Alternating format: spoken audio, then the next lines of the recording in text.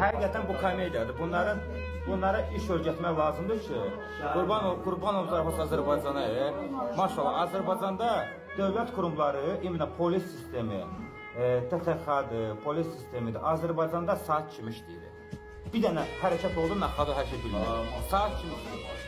Bura adını qoyur, Avropaya getmək istəyir, YS olmaq istəyir, Avropa konfrensiyadır, hələ başqa dövlət barədə müzakirə edirlər. Buna qələt edir ki, başqa hökumət barədə nəsə müzakirə eləsinlər. Bunların öz qanunları yoxdur.